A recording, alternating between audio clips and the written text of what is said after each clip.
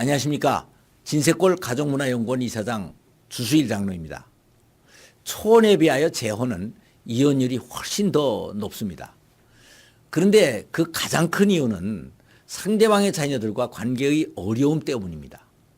재혼을 하면 우선 당신의 애와 내 애와 혹은 또 그 다음에 우리 애들까지 생기게 됩니다. 그러니까 이렇게 복잡한 인간관계를 다 잘해 나갈 수가 없는 것입니다. 그리고 상대가 내 아이에게 조금이라도 나쁘게 하면 이것이 곧 부부의 문제로까지 확산이 됩니다. 그래서 사람들은 재혼에서의 자녀들은 큰 짐이고 부담이 되니까 재혼은 자녀들을 다 길러서 떠나보내고 하는 것이 좋다는 생각들을 많이 합니다. 그러나 하기에 따라서는 재혼에서 자녀들은 짐이 아니고 오히려 축복이 될 수가 있는 것입니다. 지난주에는 결혼을 스펙보다는 하나님의 뜻을 먼저 구하며 행복한 인생을 살게 된 한 세혼 부부의 이야기를 전해드렸습니다. 그런데 이 부부는 단순히 당사자들만 행복해진 것이 아니라 자녀들까지 모두가 행복해져서 자녀들이 오히려 짐이 아니고 축복이 됐습니다. 그래서 오늘 여기서는 이들이 어떻게 이렇게 자녀들을 축복으로 만들 수 있었는가 하는 것에 대하여 잠깐 말씀을 드리겠습니다. 지난주에 소개한 루시아는 재혼을 할 당시에 이미 자기의 자녀들은 다 결혼한 상태였습니다. 그래서 아들과 딸은 어머님이 22년간의 독신 생활을 끝내고 새 인생을 살게 됐다고 대환영을 하면서 침대와 장롱까지 선물을 했던 것입니다. 그러나 문제는 야곱의 자녀들이었습니다. 아직 학생이었던 이들은 루시아에게 큰 부담이 되었습니다. 그래서 결혼 전에 야곱의 딸을 만나보기로 하고 자기를 잘 쳐다보지도 않으려고 하는 아이에게 점심을 사주면서 백화점으로 데리고 갔습니다. 그리고 팬티와 브라자에서부터 속옷 일체를 다 사줬습니다.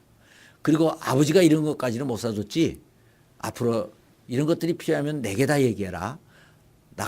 나는 너와 같은 여자이니까 내 입장을 잘 이해할 수가 있는 거야 라고 얘기를 해 줬습니다. 그런데 옷을 벗기고 입히면서 보니까 아이의 팔과 다리에 칼자국이 여러 개 보였습니다.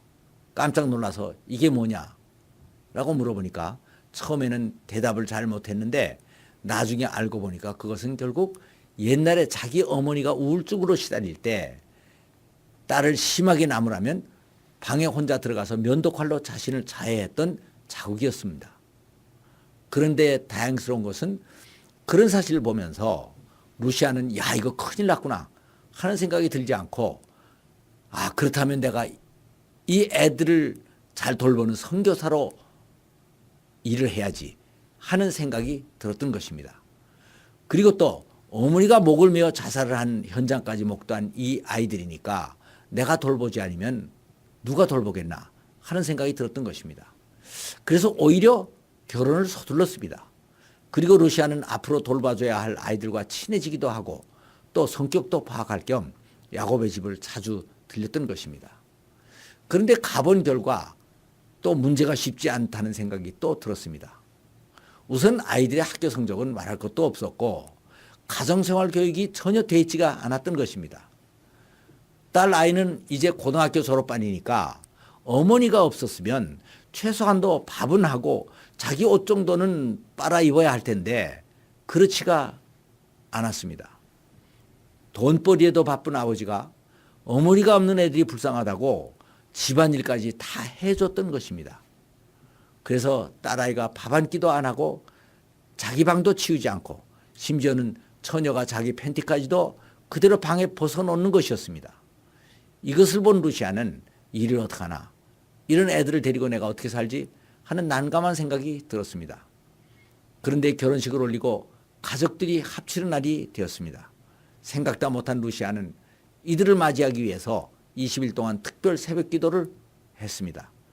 그러나 합친 후에는 아이들의 버릇이 다 나와서 결국은 온 집안이 다 엉망이 됐습니다. 이것을 무조건 야단만 칠 수도 없고 그래서 루시아는 아이들을 불러서 부드럽게 기강을 잡기 시작을 했습니다. 딸아이에게 이렇게 맨스가 묻은 팬티까지 여기다 벗어놓으면 어떻게 하냐? 지금까지 이걸 아버지가 다 빨아줬다는 거냐? 아이고 이건 여자 망신이지.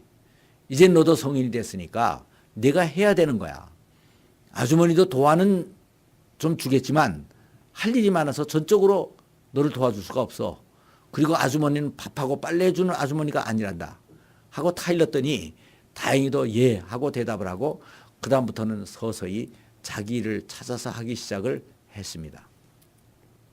그런데 여기까지 된 것도 결코 그냥 된 것은 아니었습니다. 우선 아이들 교육에 자신이 없었던 야곱이 아이들 교육과 집안 살림 일체를 루시아에게 완전히 일임했던 것입니다. 그래서 루시아는 그동안 하던 장사를 다 정리하고 가게를 세워놓고 그 돈을 생활비에 보탰습니다. 하루는 딸아이가 학교에 졸업반 수학여행을 간다고 아버지에게 돈을 달라고 했습니다. 그랬더니 아버지는 야 나는 돈 없다. 어머니에게 말해라. 그래서 아이들이 루시아에게 왔습니다. 그래서 루시아는 그래? 얼마냐? 하고 물었더니 학교에 낼 게 35,000원이에요. 하고 대답을 했습니다. 그래서 루시아는 여행 가서 내가 쓸 돈도 좀 있어야 되지 않냐? 하면서 3만 원을 보태서 6만 5천 원을 주었습니다. 그랬더니 고마워요 하면서 얼른 받아갔습니다. 그래서 저렇게 착한 애가 그동안 사랑을 못 받아서 그런 문제아가 됐었구나 하는 생각을 하게 됐습니다. 그러나 하루 종일 아이들과 같이 집에 있다 보면 보이는 것을 말 안 할 수도 없고 그렇게 하면 자기도 결국 심한 계모로 추락할 수밖에 없다는 생각이 들었습니다. 그리고는 애들에게 부모가 없이 사는 자립훈련을 시켜야겠다는 생각이 들어서 자신은 기도원에 일주일에 2번씩 가서 숙박을 하면서 자원봉사를 하기로 했습니다. 다행히 그곳에는 방이 여유가 있어서 일을 마친 야곱이 그것으로 와서 같이 봉사를 하고 집에는 격일제로 들어가게 되었습니다. 그래서 아이들을 위해서 김치와 밑반찬과 국거리 등을 미리 다 준비해 놓고 큰딸에게 이것을 동생과 이렇게 나누어 먹고 집안은 이렇게 깨끗이 치워 놓아야 하는 거야 하는 것을 자상하게 일러주었습니다. 그러던 어느 날 그동안 어머니라고 부르지 않던 큰딸이 자진해서 루시아를 어머니라고 부르게 됐습니다. 그것도 처음부터 어머니라고 하는 것이 아니고 동생과 대화를 하는 중에 네가 그렇게 하면 어머니가 어떻게 생각을 하시겠냐라고 어머니라는 호칭을 쓴 것이었습니다. 이렇게 되자 야곱은 아내에게 더 고마운 마음을 가지게 됐고 루시아는 이 자녀들의 양육에 또 다른 보람을 가지게 되었습니다. 그래서 저는 이 부부를 보면서 이 가정이야말로 재혼에서 짐이었던 아이들을 축복으로 만든 모범적인 케이스가 아닌가 하는 생각을 가지게 됐습니다. 그렇습니다. 세혼에서 자녀들이 반드시 짐이 되는 것은 아닙니다.